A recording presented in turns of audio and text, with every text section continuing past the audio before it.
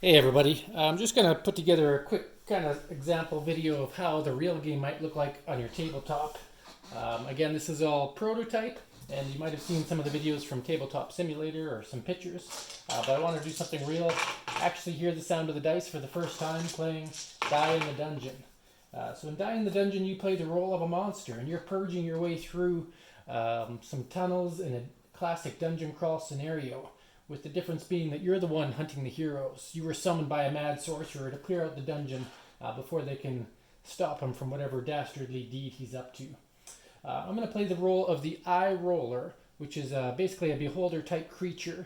It's got 6 eye stalks that are literally dice in the palm or in its different stalks there. And as an Eye Roller, I'll have 3 different abilities, and I know you can't read it on the camera, but I'm sure if you go to the Facebook site, you can see all the different images that I've got on there.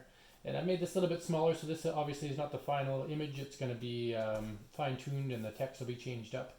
But you get the kind of the concept of it. Now what we do at the start of the game is we get a d20, and that will be our time.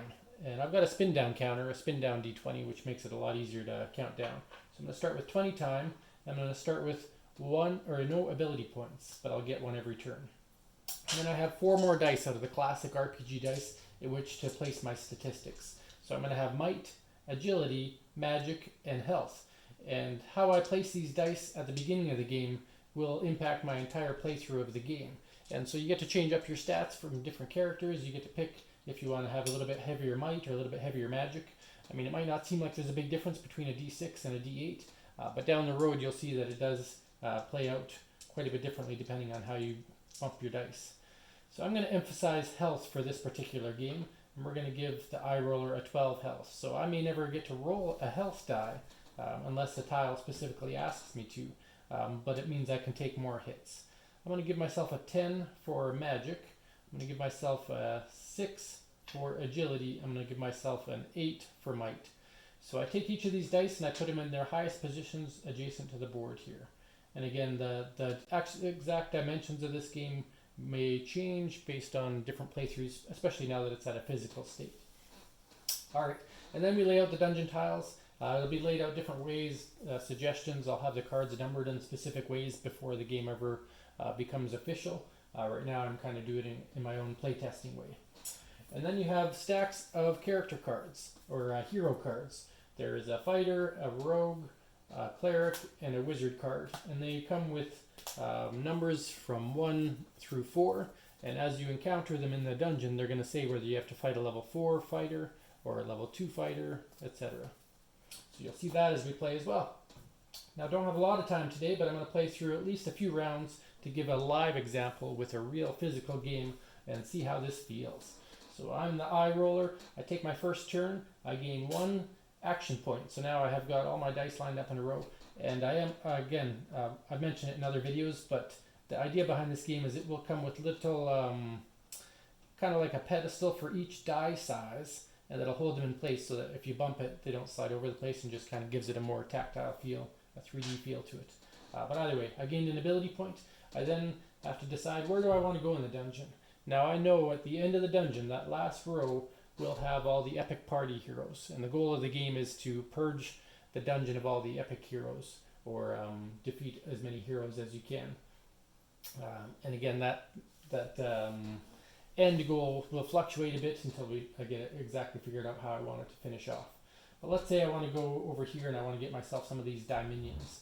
So I would lose a time and I would travel to this tile and I'd flip it over. And right now I have these tiles made out of just a flimsy cardstock, but the final version, my goal would be to have these made out of a tile stock. So in this particular spot in the dungeon, I find a pair of a caster's card. It says you cannot use might to attack in this battle, which is not so bad for me. I'm focused on magic, but I do have to fight a wizard and a priest. Now the level up there says that they're level 2. So what I would have to do is I'd go to the cards and I would find a level 2 priest or cleric, and I would find a level 2 wizard. There we go. And this is who I've encountered in the dungeon, and my job is to destroy them. I can't run away. They can't run away. The battle has to commence. And the way battle works is the heroes always get to attack first.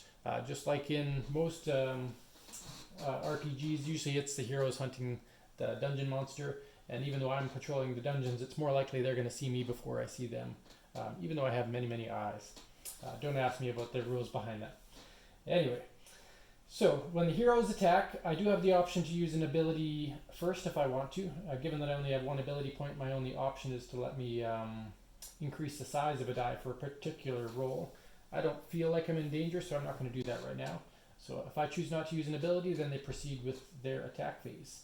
So the way the attack phase works is if there is a fighter in the party, they would do a might roll, or might attack, but there's not a fighter in the party.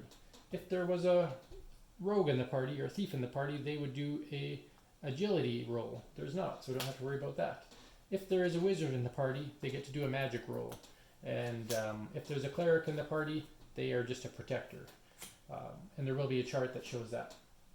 So they get to do a magic roll. That magic roll is equal to the total value of the magic points of all characters in the party. So there's always combined attacks when it comes to that. And the reason for that is that over time, as you take out certain characters in the party, they become easier to defeat. So you it's going to become easier as the battle goes on, but you got to pick them off. You got to take out those weak ones first, or the ones most dangerous first. So they're going to roll, they have a 12 for their total magic power. So that doesn't mean they get a plus 12 to a roll. It means that they get a die that can at least roll that value. So the minimum die size that will roll that value is their attack die. So in this case, a d12, because 8 plus 4 is 12, and I can get a 12 on a d12. If that number was 13, I would actually be rolling a d20 because there's nothing in between 12 and 20. So a pretty big boost there. But if it was a value of 9, I would roll a d10 instead.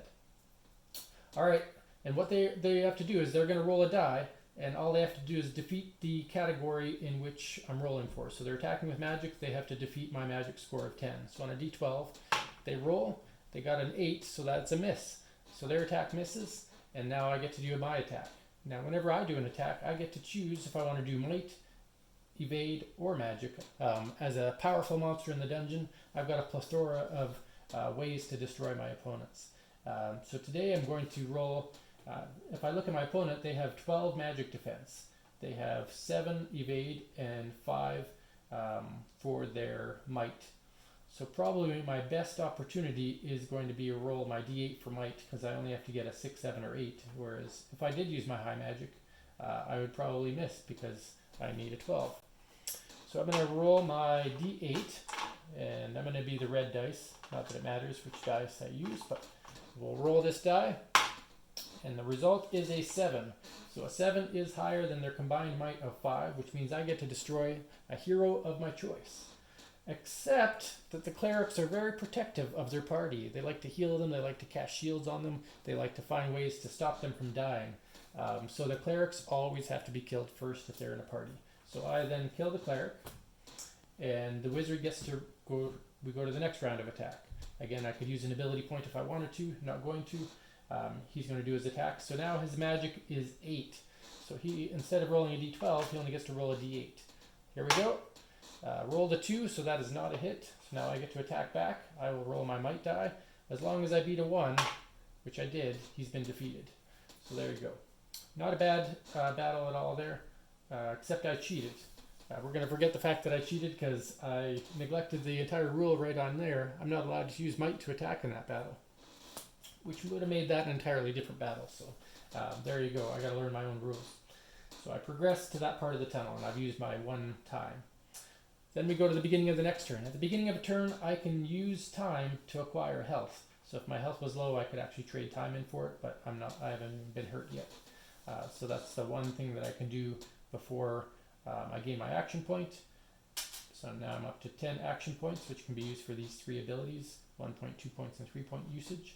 And then I can progress through the dungeon. So I'm going to keep going. I've already made my way this way, so I'll use up 1 more time. And I found a might tile. So in this might tile, it says I gain 2 might. If I'm at maximum after gaining, I upgrade my die. So I have 8, I would gain 2, but I can only go to the maximum of 8, so I'm at my maximum, which means I get to take this die and upgrade it to a d10. Now it stays at the value of 8, but now when I roll a might attack, I have a d10 to roll instead of a d8. So it's nice to have that extra perk there. But I also have to fight 4 fighters. So I do the card information first, and then I proceed with the encounter. So 4 fighters, it shows a level 1 there.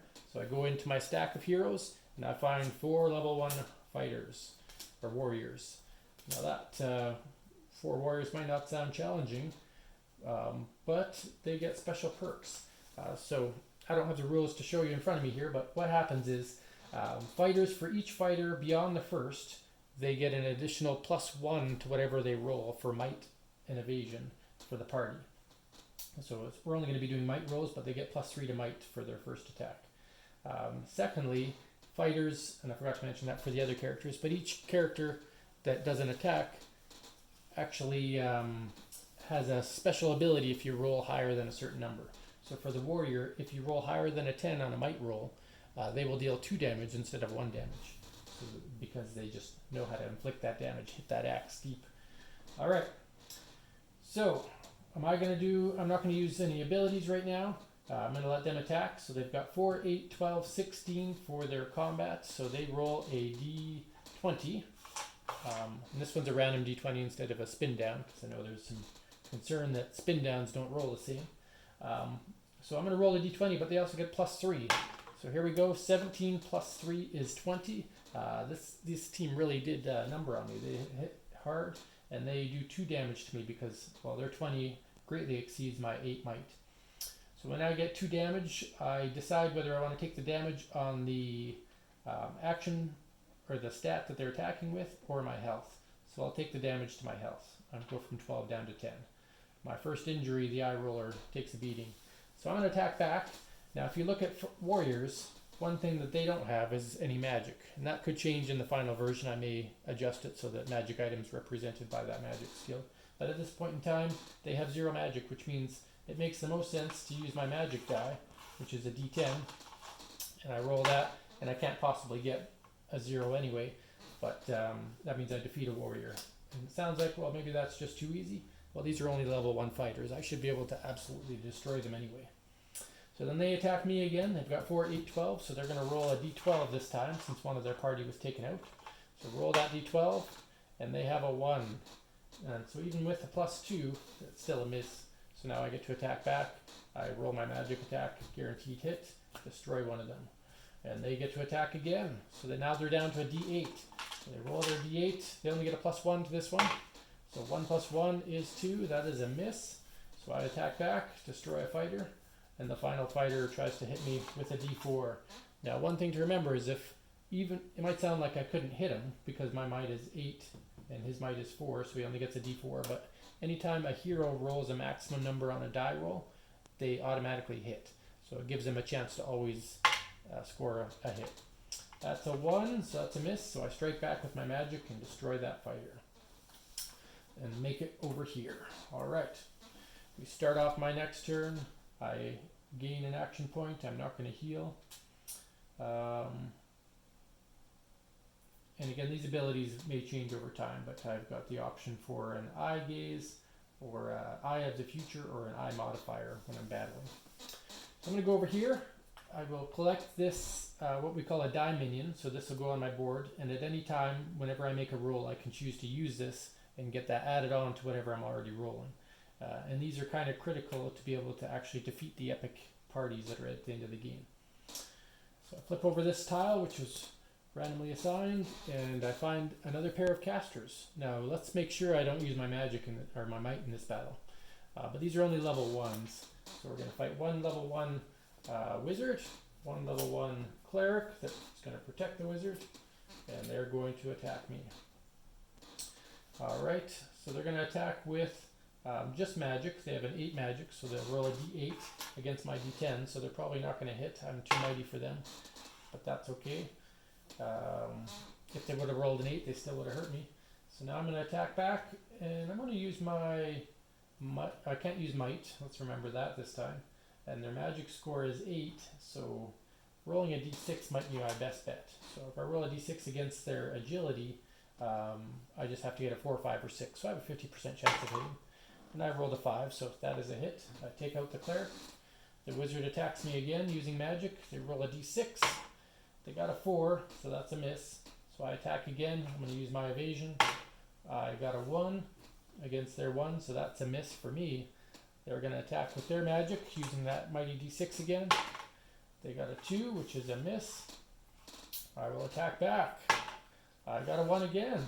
Oh, so if I get a 1 and their evasion is 1, let's activate this other mechanic that's in the game. You can modify any of these dice anytime you roll to increase your results. So I can change this 1 into a 2 by reducing my agility permanently from 6 down to 5. So I'm doing that more to show you. I didn't necessarily need to worry about destroying this guy too early, but I did it. I did it for you.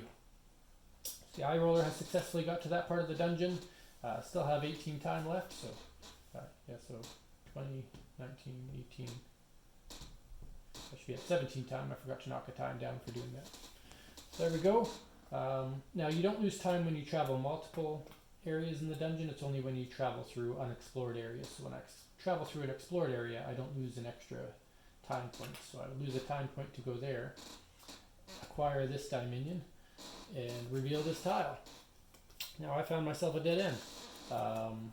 And so that's going to be a slight design in the game. I went all the way that there. It cost me a time, but at least I got a Dominion out of it. Alright, so I go to my next turn. I have to go down in time again, down to 15, to travel to the next unexplored tile. So I can go here or here. I still have a fair amount of time left. I forgot I'm up to 4 ability points now, and 4 is the maximum ability points you can get. So just keep that in mind. So let's say I'm going to go up here. I'll get this next Dominion. I've now got 3 minions at my disposal. I flip it over, and I've got a blank tile. So that's fine. I will go down to 14 time and progress up the dungeon, and we'll find ourselves arrows. So this is the first skill check example. It's a level 1 skill check. It says to make an evade check, and if the result is less than 8, I lose 2 health. So my evasion is a d6, which means no matter what happens, I am going to roll less than 8, and I'm going to lose at least 2 health. Now, if I wanted to, I could use evasion to increase my die roll, but even then, it's not going to matter. I'm losing 2 health guaranteed. I couldn't dodge the arrows. I'm too big. I'm too clumsy. My eye rays just weren't prepared for these arrows that got put into the walls.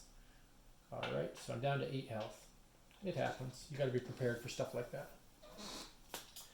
Alright, I go down to 13 time. Progress up here. Dun, dun, dun, dun. We have our first epic party. So an epic party will have a level, and it'll be one of each of the characters will be in that party. So we would show you an example of how that works. All 4 of these mighty guys come into play, which means they're going to get 1 of each attack type each time, unless I can destroy them quickly. So at the start of battle, I'm going to use my ability points because I've already maxed out, and I'm going to use the eye gaze. And what that says is each time I would roll dice this turn, I get to roll twice as many dice and add the values together, but I cannot modify the rolls. So that's going to use up 2 ability points. I'll go from 4 down to 2. And so now let's say I do a magic attack. Instead of rolling 1d10, I'll roll 2d10, add the results together, and that's my score. But I can't modify them. So if I'm missing it just by a point, I can't use my magic points to boost it. Alright, so that's where we're at now. They get to attack. They've got a fighter, so the fighter gets to attack with their might. Their total might value is 4, 5, 6, 7, 8, 9. So they get to roll a d10 for might. So here we go with the epic party. Attacks. They have a 6 against my 8 is a miss for might. The rogue gets to roll. Their total evasion of the party is 4, 5, 6, 7, 8, 9. So we roll a d10. They rolled a 5. Against my 5 is actually a miss because they have to exceed my evade score. It's great. The magic, we have 6, 7, 8. They get to roll a d8 for magic. Against my 8, or my 10 is going to miss unless they rolled an 8. So that's fine. This level 1 epic party, unsuccessful in their first round of combat. My turn to retaliate. So I'm going to use my magic. I get to roll a 2d10. So there's a d10. I'll roll it twice because my other d10 is tied up on my stat die. And I'm going against 6, 7, 8 magic. So we have a result of 2 and a result of 10, so a total of 12. That's enough to kill the cleric, the only one I can choose to kill at this point in time. So then we go back to these guys. They're going to attack me again with might 4, 5, 6, 7. So we're 7. In order to get a 7, they have to roll at least a d8. They scored a 4 for might, so that's a miss. Then evasion, we have 4, 5, 6, 7. Got to roll a d8. That's a 2, that's a miss. Man, I'm getting lucky now. And then a magic roll, just a d6. And that's a 1, that would be a miss. Right on. So the eye roller continues to assault the heroes. Level 1 party members don't have a chance. So yeah, I'm going to roll my magic roll. Roll 2d10 again. I have a 9 and an 8 is 17. So absolutely squish. I'll destroy the wizard because that's the one with the highest defense against my magic attack anyway. So then the warrior gets to attack. Now they only have a d6 to attack with. So gonna have to get that 6. Nope, didn't do it. Attack with evasion, gonna need a 6. Didn't do it. So you can see these weaker party, these groups of low-level adventurers are fairly easy to get through, but I am using ability points and using different things to get there. But as we get deeper in the dungeon and we layer in more level 2 or level 3 or level 4 heroes, it will get harder. And that's kind of where I'm at now, is as I playtest each time and I see, is it too easy in the first 10 minutes? Is it too hard? That's where I'll be making sure that I get some of these encounters at about the right scale where it's challenging but not too easy, and where you most definitely will have a chance to die in the dungeon. That's all I'm going to show you for now. I've got some things to go do, but I really wanted to get this game actually on my table, show you some fun dice rolling, show the mechanics, and even the box size. I think I showed you guys in another video, but our prototype die in the dungeon box. Everything fits inside this teeny box, and usually when it comes to smaller solo games or little duel games, you don't want a big giant take over your table kind of box. So it might take over some of the table as you play it, but once you put it away, everything that you see on this table fits in this box. Might be a little bit deeper by the time we get to production, because obviously those will be